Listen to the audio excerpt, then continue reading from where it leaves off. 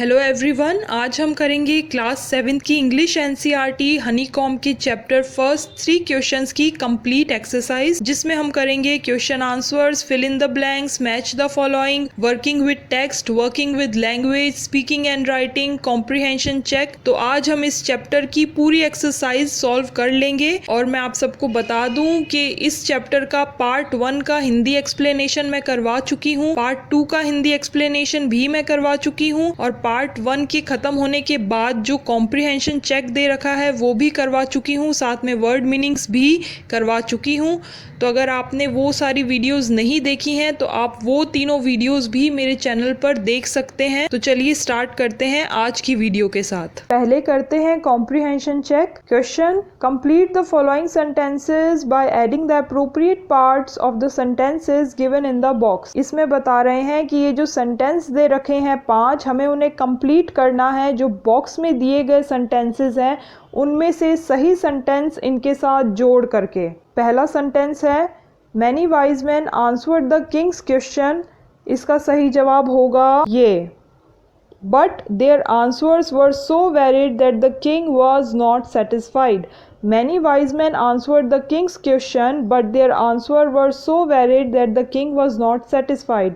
बहुत से बुद्धिमान व्यक्तियों ने राजा के 3 सवालों के जवाब दिए थे, लेकिन उन सब के जवाब इतने अलग थे कि राजा उनके जवाबों से संतुष्ट नहीं हुआ था। सेकंड है, someone suggested that there should be a council of wise men. इसका सही जवाब होगा ये, to help the king act at the right time. Someone suggested that there should be a council of wise men to help the king act at the right time.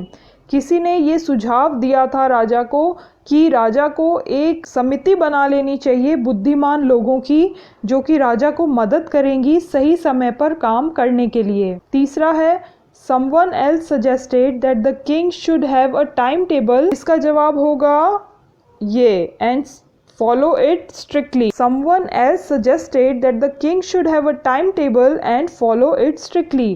और किसी ने ये भी सुझाव दिया था राजा को कि राजा को एक टाइम टेबल बना लेना चाहिए और उसको ही फॉलो करना चाहिए स्ट्रिक्टली। फोर्थ है, the king requested the hermit. इसका होगा to answer 3 questions. King requested the hermit to answer 3 questions. राजा ने उस बूढ़े तपस्वी से रिक्वेस्ट किया था कि वो उसके 3 सवालों के जवाब दे। फिफ्थ है, the king washed and dressed the bearded man's wound. इसका होगा जो हमारा लास्ट बचा है, but the bleeding would not stop. Sentence बनता है, the king washed and dressed the bearded man's wound but the bleeding would not stop. राजा ने उस दाढ़ी वाले आदमी के घाव को, उसके जख्म को धोया था और उस पर पट्टी की थी, लेकिन उसका खून बहना बंद नहीं हुआ। ये हो गया हमारा कॉम्प्रिहेंशन चेक कंप्लीट। आप इसका स्क्रीनशॉट ले लीजिए या फिर अपनी नोटबुक में इसको नोट डाउन कर लीजिए। ये इसके सही आंसर्स भी मैंने नीचे नोट डाउन कर रखे हैं। अब हम नेक्स्ट करते हैं वर्किंग विद द टेक्स्ट, यानी कि क्वेश्चन आंसर्स। पहला क्वेश्चन है, why was the king advised to go to the magician. राजा को जादूगरों के पास जाने के लिए क्यों एडवाइस दी गई थी? आंसर है, some people said that there were some things which could be urgent, These things could not wait for the decision of the council. क्योंकि कुछ लोगों ने कहा था कि कुछ चीज़ें ऐसी हो सकती हैं जिनके लिए अर्जेंटली फैसला लेना पड़े, जिनके लिए काउंसिल की डिसीजन का वेट ना किया जा सके और अर्जेंटली जिनके ऊपर फैसला लेना पड़े। In order to decide the right time to do something, it was necessary to look into future. Only magicians could look into future. The king therefore would have to go to the magician.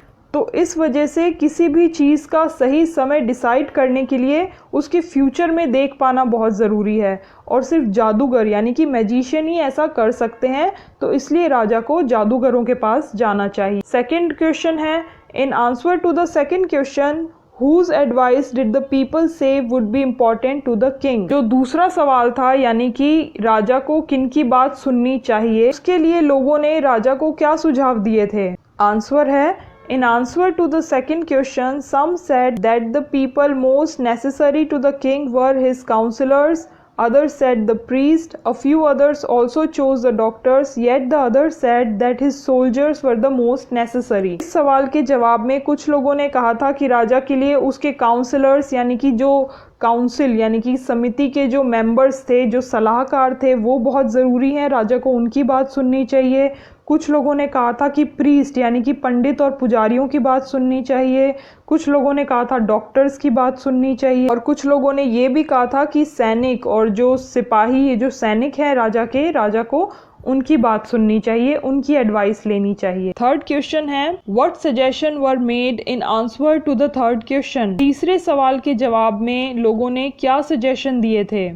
Answer है, in answer to the third question some said science, other chose fighting and yet others religious worship. Third question क्या था कि राजा के लिए सबसे ज़रूरी काम क्या है करने के लिए? तो उसके जवाब में लोगों ने कहा था कि साइंस यानी कि वैज्ञानिक काम, और कुछ लोगों ने कहा था कि फाइटिंग यानी कि लड़ाई, और कुछ लोगों ने कहा था रिलीजियस वर्शिप यानी कि धर्म कर्म के कार्य राजा के लिए सबसे ज़रूरी हैं करने के लिए। फोर्थ क्वेश्चन है, did the wise man win the reward? If not why? क्या बुद्धिमान लोगों ने इनाम जीता था? अगर नहीं तो क्यों नहीं? इसका जवाब है नो।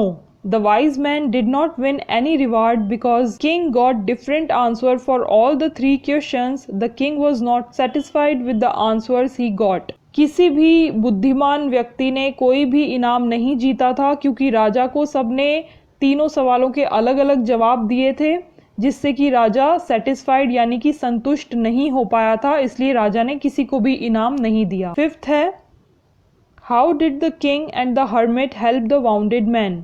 राजा ने और उस बूढ़े तपस्वी ने उस जख्मी आदमी की किस तरह मदद की? आंसर है, the king and the hermit gave the wounded man shelter and protected him from the army. The king washed and covered the wound with his handkerchief. राजा ने और उस बूढ़े तपस्वी ने उस घायल आदमी को रहने के लिए जगह दी, यानी कि वो घायल आदमी पूरी रात उस बूढ़े तपस्वी की झोपड़ी में रुका था, एंड प्रोटेक्शन दी सैनिकों से। राजा ने उसके घाव को धोया, उसको कवर किया अपने रुमाल से। The king redressed the wound until the bleeding stopped completely. और राजा बार बार उसकी पट्टी करता रहा जब तक कि उसका खून बहना बंद नहीं हो गया। They gave him fresh water to drink and carried him into the hut where he laid for rest. राजा और उस बूढ़े तपस्वी ने उस घायल आदमी को पीने के लिए पानी दिया और उसको झोपड़ी के अंदर ले गए और वहाँ पे लेटा दिया ताकि वो रेस्ट कर सके। सिक्स्थ क्वेश्चन के दो पार्ट हैं। पहला है, who was the bearded man? वो दाढ़ी वाला आदमी कौन था? इसका आंसर है, the bearded man was enemy of the king who swore to revenge him for seizing his property and putting his brother to death. वो दाढ़ी वाला आदमी दरअसल राजा का दुश्मन था, उनका शत्रु था, जिसने कसम खाई थी राजा से बदला लेने के लिए, क्योंकि राजा ने उनकी प्रॉपर्टी उनसे छीन ली थी और उसके भाई को मार दिया था। सिक्स्थ का सेकंड क्वेश्चन है, why did he ask for the Kings forgiveness? दाढ़ी वाले आदमी ने राजा से माफ़ी क्यों मांगी थी? इसका आंसर है, he asked for the Kings forgiveness because the king saved his life. He came there to take revenge from the king, but instead the king helped him to get better. दाढ़ी वाले घायल आदमी ने राजा से माफ़ी इसलिए मांगी थी क्योंकि राजा ने उसकी जान बचाई थी। वो तो वहाँ पे राजा से बदला लेने आया था, रिवेंज मतलब बदला लेने आया था वो तो राजा से, लेकिन राजा ने उसकी मदद की, उसकी हेल्प की, उसके घावों पर मरहम पट्टी की, उसकी जान बचाई। सेवेंथ क्वेश्चन है, The king forgave the bearded man. What did he do to show his forgiveness? राजा ने उस दाढ़ी वाले आदमी को माफ़ कर दिया और राजा ने अपनी माफ़ी को शो करने के लिए कि उसने उसको माफ़ कर दिया है, क्या किया था? आंसर है, The king was happy that he made peace with his enemy so easily and to have won him over as a friend. राजा बहुत खुश था कि उसने अपने दुश्मन से सुलह कर ली है और उसको अपना दोस्त बना लिया है। The king not only forgave the bearded man but also said that he would send his servants and his own doctor to look after him. राजा ने ना केवल उस दाढ़ी वाले आदमी को माफ़ कर दिया बल्कि अपने सहायकों को, अपने नौकरों को और अपने खुद के डॉक्टर को उस दाढ़ी वाले आदमी की मदद के लिए, उसकी देखभाल के लिए भी भेजा। He also promised that he would return the man his property. और राजा ने उस दाढ़ी वाले आदमी से वादा किया कि वो उसकी प्रॉपर्टी वापस उनको लौटा देगा। एट्थ क्वेश्चन है, What were the hermit's answer to the 3 questions? तपस्वी ने उन तीनों सवालों के क्या जवाब दिए थे? आंसर है, in reply to the king's first question, the hermit said that there is one important time now. It is the only time when you have the power of act. पहले सवाल के जवाब में तपस्वी ने कहा था कि जो सबसे ज़रूरी समय है वो है अभी का समय। अभी का ही समय है जिसमें हम कुछ कर सकते हैं अपने लिए, जिसमें हम कोई एक्शन ले सकते हैं, कोई भी काम कर सकते हैं, क्योंकि पास्ट का समय निकल चुका है और प्रेजेंट है तो अभी का समय ही है जिसमें हम कोई भी कार्य कर सकते हैं। In answer to king's second question, the most important person is with whom we are at present. तो दूसरे सवाल के जवाब में तपस्वी ने कहा था कि सबसे ज़रूरी लोग हमारे लिए वही हैं जो अभी के समय में हमारे साथ हैं। In response to king's last question, the hermit said that the most important thing is to do that person good. और तीसरे सवाल के जवाब में तपस्वी ने कहा था कि जो हमारे साथ हैं उनके लिए अच्छा करना, उनकी हेल्प करना, उनकी मदद करना, यही सबसे ज़रूरी काम है हमारे लिए करने के लिए। 9th क्वेश्चन है, write each answer separately, which answer do you like the most and why. कि जो तीनों सवालों के जवाब है जो कि हमने क्वेश्चन 8 में देखे हैं उनको वापस से अलग से लिखना है और आपको बताना है कि आपको उन तीनों सवालों के जवाब में से सबसे अच्छा जवाब कौन सा लगा। आंसर होगा, I like the answer for the first question because time has the supreme power. यानी कि मुझे पहले सवाल का जवाब सबसे अच्छा लगा कि सबसे ज़रूरी समय है अभी का समय। समय बहुत बलवान होता है। It can take you to heights if you do something good and also make you fall on ground if you won't. यानी कि अगर आप अभी के समय का सदुपयोग करते हैं तो ये आपको ऊंचाइयों पर ले जा सकता है और आपको ज़मीन पर भी गिरा सकता है अगर आप ये समय गवा दें तो। One should live and act according to present, मतलब कि हर इंसान को अपनी ज़िंदगी प्रेजेंट टाइम यानी कि अभी के समय के हिसाब से ही जीनी चाहिए। यानी कि पास्ट या फिर फ्यूचर के बारे में ना सोचकर जो प्रेजेंट टाइम है यानी कि अभी का जो समय चल रहा है उसी के अकॉर्डिंग हमको काम करना चाहिए और उसी के अकॉर्डिंग हमें ज़िंदगी जीनी चाहिए। अभी का जो समय है उसको व्यर्थ नहीं गंवाना चाहिए। इसके साथ हमारे ये 9 क्वेश्चन आंसर्स भी कंप्लीट हो गए। अब नेक्स्ट करते हैं मैच द फॉलोइंग्स। क्वेश्चन है, match items in a list A with their meanings in a list B. 2 list दे रखी हैं ए और बी, हमें जो सही वर्ड है उसके सही मीनिंग के साथ उसको मैच करना है। पहला वर्ड है वाउंडेड। वाउंडेड का मतलब होता है सीवियरली इंजर्ड, बुरी तरह से घायल होना। वाउंड का मतलब होता है जख्म, वैसे ही वाउंडेड मतलब जख्मी होना, घायल होना, सीवियरली इंजर्ड। सेकंड है अवोक, मतलब कि जाग गया। गॉट अप फ्रॉम स्लीप, नींद से उठ गया, जाग गया, अवोक। थर्ड है फॉरगिव, इसका मतलब होता है पार्डन, मतलब माफ़ कर देना, क्षमा कर देना। फॉरगिव मतलब माफ़ी, क्षमा। फोर्थ है फेथफुल, फेथफुल मतलब वफादार, लॉयल। फिफ्थ वर्ड है पिटी। पिटी का मतलब होता है फील सॉरी फॉर, किसी के ऊपर दया करना, मतलब होता है पिटी, फील सॉरी फॉर। सिक्स्थ है बेड्स। बेड्स होता है small patches of grounds for plant, जो गड्ढे खोदते हैं पौधे लगाने के लिए उनको कहते हैं beds, small patches of ground for plants. Seventh है रिटर्न, मतलब गिव बैक, वापस लौटाना, किसी को वापस लौटा देना, मतलब रिटर्न, गिव बैक। तो ये है हमारे वर्ड्स और उनके सही मीनिंग्स।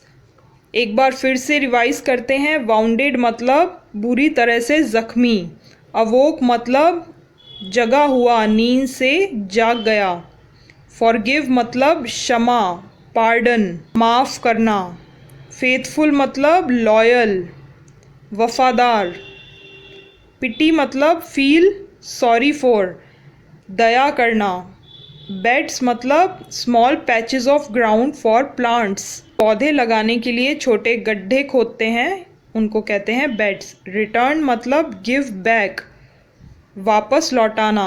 आप लोग इसका स्क्रीनशॉट ले सकते हैं या अपनी नोटबुक के अंदर लिख लीजिए। अब नेक्स्ट करते हैं हम fill in the blanks. Question है, each of the following sentences has 2 blanks, Fill in the blanks with appropriate form of the word given in the brackets. मतलब यहाँ पे हर सेंटेंस में 2 ब्लैंक्स दिए गए हैं, हमको वर्ड की सही फॉर्म यानी कि जो वर्ड ब्रैकेट में दिया हुआ है उसके सही प्रकार के साथ उन ब्लैंक्स को फिल करना है। एग्जाम्पल दे रखा है, he has blank to help me, do you think he will remember his blank, और वर्ड दे रखा है ब्रैकेट में प्रॉमिस।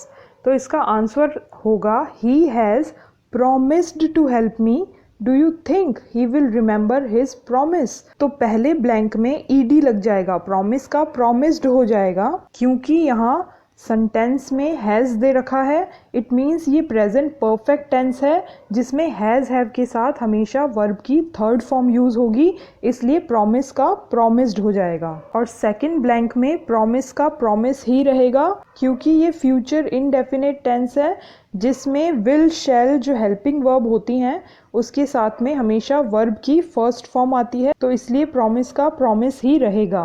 अब हम फर्स्ट सेंटेंस लेते हैं। The blank said that only fresh evidence would make him change his blank. Bracket में दे रखा है जज, पहले ब्लैंक में आएगा जज। द जज सेड, जज हम एज अ सब्जेक्ट यहाँ पर यूज कर रहे हैं, तो पहले ब्लैंक में जज का जज ही रहेगा क्योंकि ये सब्जेक्ट है। द जज said that only fresh evidence would make him change his judgment. Second blank में जज का जजमेंट हो जाएगा, क्यों? क्योंकि हम इसमें जज जो वर्ड है उसको एज अ नाउन यूज़ करेंगे, तो एज अ नाउन जब यूज़ करेंगे तो जज का जजमेंट हो जाएगा। सेंटेंस बना, द जज said that only fresh evidence would make him change his judgment. जज ने कहा कि सिर्फ ताज़ा सबूतों के आधार पर ही वह अपना फैसला बदलेगा। जजमेंट मतलब फैसला। सेकेंड सेंटेंस देखिए, I did not notice any serious blank of opinion among the debaters, although they blank from one another over small points. Word दे रखा है ब्रैकेट में differ, पहले ब्लैंक में आ जाएगा difference. I did not notice any serious difference of opinion among the debaters, although they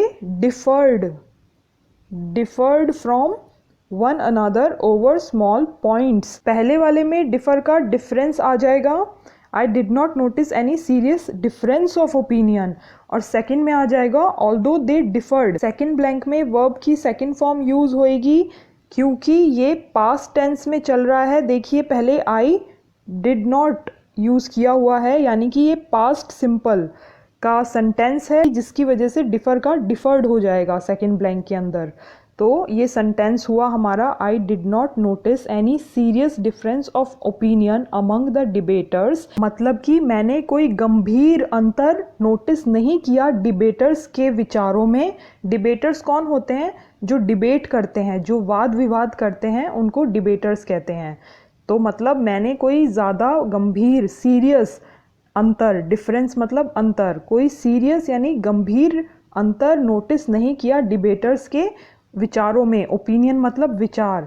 although they deferred from one another over small points, हालांकि वह एक दूसरे से कुछ एक स्मॉल पॉइंट्स पर ही अलग थे। थर्ड सेंटेंस है, it's fairly simple question to blank but will you accept my blank as final, और वर्ड दे रखा है ब्रैकेट में आंसर। तो इसमें पहले ब्लैंक में क्या आ जाएगा? It's a fairly simple question to answer but will you accept my answer as final. इसमें पहले ब्लैंक में भी आंसर का आंसर ही रहेगा और दूसरे ब्लैंक में भी आंसर ही आएगा। पहले में आंसर क्यों आया? क्योंकि टू के बाद हमेशा हम वर्ब की फर्स्ट फॉर्म ही यूज़ करेंगे।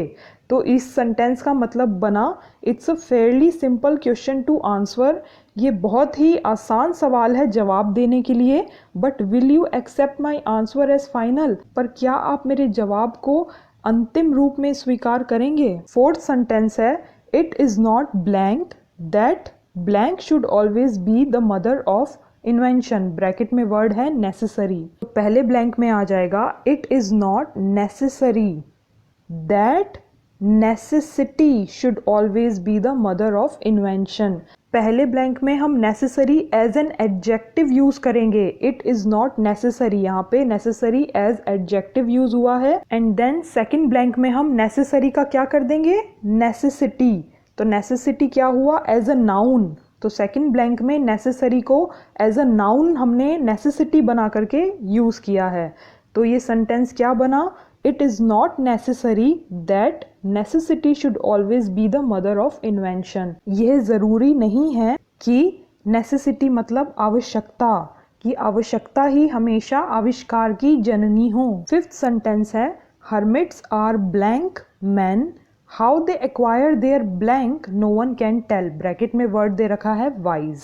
पहले ब्लैंक में क्या आ जाएगा? Hermits are wise man. यहाँ पर हमने wise as an adjective use किया है। पहले ब्लैंक में wise as an adjective use होगा।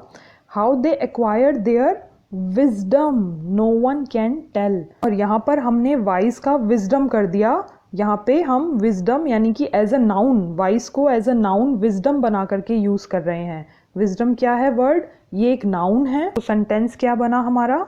Hermits are wise man. Hermits मतलब कि तपस्वी, तपस्वी बुद्धिमान व्यक्ति होते हैं। How they acquire their wisdom no one can tell. और ये कोई नहीं बता सकता कि वह अपनी बुद्धिमता कैसे एक्वायर करते हैं, कैसे हासिल करते हैं। विजडम का मतलब होता है बुद्धिमता। सिक्स्थ सेंटेंस है the committee has blank to make Jagdish captain of the team, the blank is likely to please everyone. Bracket में वर्ड दे रखा है डिसाइड। पहले ब्लैंक में क्या आ जाएगा? द कमिटी हैज डिसाइडेड, क्योंकि ये प्रेजेंट परफेक्ट टेंस है जिसमें हैज हैव के साथ हमेशा वर्ब की थर्ड फॉर्म यूज होती है, तो इसलिए डिसाइड का क्या हो जाएगा? Decided. The decision is likely to please everyone. Second blank में डिसाइड का डिसीजन हो जाएगा, यानी कि डिसाइड जो है हमारी जो वर्ब है इसको हमने एज अ नाउन यूज किया है। एज अ नाउन जब हमने इसको यूज किया तो ये क्या बन गया? Decision. The committee has decided to make Jagdish captain of the team, कि कमिटी ने डिसाइड किया है जगदीश को टीम का कैप्टन बनाने के लिए। And the decision is likely to please everyone, और इस डिसीजन से, इस फैसले से हर कोई सहमत है। सेवेंथ सेंटेंस है asking for blank is as noble as willingness to blank. Bracket में वर्ड है फॉरगिव। इसका क्या बन जाएगा? Asking for forgiveness. फॉरगिव जो हमारी वर्ब है उसको हमने एज अ नाउन बना के यूज किया है यहाँ पे forgiveness. Asking for forgiveness is as noble as willingness to forgive. यहाँ पे फॉरगिव का फॉरगिव ही रहेगा क्योंकि टू के बाद हमेशा वर्ब की फर्स्ट फॉर्म ही यूज होगी। ये सेंटेंस का क्या मतलब निकलेगा? Asking for forgiveness is as noble as willingness to forgive. क्षमा मांगना भी उतना ही महान है जितना किसी को क्षमा कर देना। नेक्स्ट अब हम करते हैं स्पीकिंग एंड राइटिंग। इसमें पहला क्वेश्चन दे रखा है imagine you are the king. ऐसा सोचिए कि आप राजा हैं। Narrate the incident of your meeting the hermit. और उस इंसिडेंट को आपको बताना है कि जब आप हर्मिट यानी कि उस तपस्वी से मिले थे, जब राजा उस तपस्वी से मिला था, उस पूरे इंसिडेंट को आपको बताना है। Begin like this. इस तरीके से अपने जवाब की शुरुआत करनी है। ये भी दे रखा है इन्होंने। The wise man answered my question but I was not satisfied with their answers. One day I decided to go and meet the hermit. बहुत से बुद्धिमान लोगों ने मेरे सवालों के जवाब दिए थे, लेकिन मैं उनके जवाबों से सहमत नहीं था। एक दिन मैंने फैसला किया मैं जाऊंगा और उस तपस्वी से मिलूंगा। आगे का जो है अपने शब्दों में नरेट करना है पूरे उस इंसिडेंट को। शुरुआत की लाइन क्वेश्चन में दे दी गई है। अब हम आगे का आंसर देख लेते हैं। As the king, I was aware that the hermit helped only the ordinary man. राजा होने के नाते मुझे ये बात पता थी कि हर्मिट यानी कि तपस्वी साधारण लोगों से ही मिलता है। So I left my servants and bodyguards there. इसलिए मैंने अपने नौकरों से, अपने सहायकों से और अपने बॉडीगार्ड से वहीं दूर रुकने के लिए कहा। I went and met him wearing simple clothes. मैं वहाँ गया और उस तपस्वी से मिला साधारण कपड़ों में। He was an old man who used to live in a hut amidst the woods. वह एक बूढ़ा व्यक्ति था जो कि झोपड़ी में रहता था, जो कि जंगलों के बीच में थी।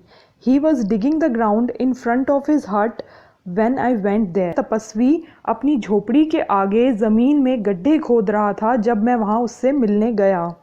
He greeted me and continued his work. उसने मुझे प्रणाम किया और अपने काम में लगा रहा।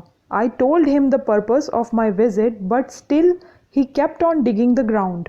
मैंने उस तपस्वी को अपने आने का उद्देश्य बताया, लेकिन वह फिर भी गड्ढे खोदता रहा। He was looking very tired, so I offered him to help. वह तपस्वी बहुत थका हुआ लग रहा था, इसलिए मैंने उसकी मदद के लिए उसको कहा. He agreed, so I took the spade from him and started digging the ground. तपस्वी मान गया, तो मैंने उससे उसकी स्पेड यानी कि फावड़ा ले लिया और उसकी जगह पर गड्ढे खोदने लगा. After digging for many hours, I repeated my questions, but the hermit did not answer. बहुत घंटों तक गड्ढे खोदने के बाद मैंने अपने सवाल दोबारा से दोहराए, लेकिन उस तपस्वी ने फिर भी कोई जवाब नहीं दिया. As evening was approaching and I thought of returning back, suddenly the hermit showed me a bearded man who was running towards us. जैसे शाम हो रही थी, मैंने सोचा वापस घर लौटने का. इतने में अचानक उस तपस्वी ने मुझे एक दाढ़ी वाले व्यक्ति की तरफ दिखाया जो कि हमारी तरफ भागता हुआ आ रहा था. नेक्स्ट क्वेश्चन है, imagine you are the hermit. Write briefly the incident of your meeting the king. अब इस सेकंड क्वेश्चन में ये कहा है कि मान लो कि आप हर्मिट यानी वो तपस्वी हो और आपको पूरा जो सीन है, पूरा जो इंसिडेंट है राजा से मिलने का, अब वो बताना है. जैसे पहले क्वेश्चन में आपने माना था कि आप एक राजा हो और आप उस तपस्वी से कैसे मिले ये बताना है, और इस क्वेश्चन में मानना है कि आप वो तपस्वी हो. आपको पूरा इंसिडेंट बताना है कि आप कैसे राजा से मिले, क्या हुआ था. इन्होंने इसके अंदर भी दे रखा है कि आंसर की शुरुआत कैसे करनी है. One day I was digging in my garden. एक दिन मैं अपने बगीचे में गड्ढे खोद रहा था. A man in ordinary clothes came to see me. एक व्यक्ति साधारण कपड़ों में मुझसे मिलने आया. I knew it was the king. मैं जानता था कि वह राजा है. But I still pretended to be unaware of his identity. लेकिन मैंने फिर भी ऐसा दिखाया कि जैसे मैं उसको नहीं जानता. He told me that he had come to me to get answers for his 3 questions. उसने मुझे बताया कि वह मेरे पास अपने 3 सवालों के जवाब लेने के लिए आया है. I greeted him and continued digging the ground. मैंने उसका आदर किया, नमस्कार किया और अपने काम में लगा रहा. I was tired digging the ground. मैं बहुत थक चुका था गड्ढे खोदते खोदते. The king noticed this and offered his help. राजा ने यह बात नोटिस की और मुझे मदद के लिए कहा. I agreed and gave my spade to him. मैं मान गया और मैंने अपना फावड़ा राजा को दे दिया. After digging 2 beds in the ground, the king repeated his questions. राजा ने ज़मीन में 2 गड्ढे खोदने के बाद अपने सवालों को दोबारा से दोहराया. I ignored him again and rather asked him if he was tired and would like me to dig the ground. मैंने उसके सवालों को दोबारा अनदेखा कर दिया और उससे पूछा कि अगर वो अब थक गया है तो मैं गड्ढे खोद लेता हूँ. But he refused to do so and continued the task. लेकिन राजा ने मना कर दिया और खुद ही गड्ढे खोदने में लगा रहा. Evening approached and it seemed that he was ready to leave. संध्या हो चुकी थी और ऐसा लग रहा था कि अब वह वापस अपने राज्य लौटने वाला है. At that very moment we saw a man running toward us. उसी वक्त हमने देखा कि एक आदमी हमारी तरफ भागता हुआ आ रहा है. इसी के साथ हमारा चैप्टर फर्स्ट 3 क्वेश्चंस पूरा कंप्लीट होता है. पूरी एक्सरसाइज हमने इसकी सॉल्व कर ली है. अगर आपने इस चैप्टर से रिलेटेड पहले वाली वीडियोस नहीं देखी हैं तो वो वीडियोस भी मेरे चैनल पर अवेलेबल हैं. आप वो वाली भी वीडियोस देख सकते हैं. अगर आपको ये वीडियो पसंद आया तो इसे लाइक कीजिए, बाकी स्टूडेंट्स के साथ भी शेयर कीजिए और मेरे चैनल को सब्सक्राइब कर लीजिए आगे की पढ़ाई को कंटिन्यू रखने के लिए. Thank you.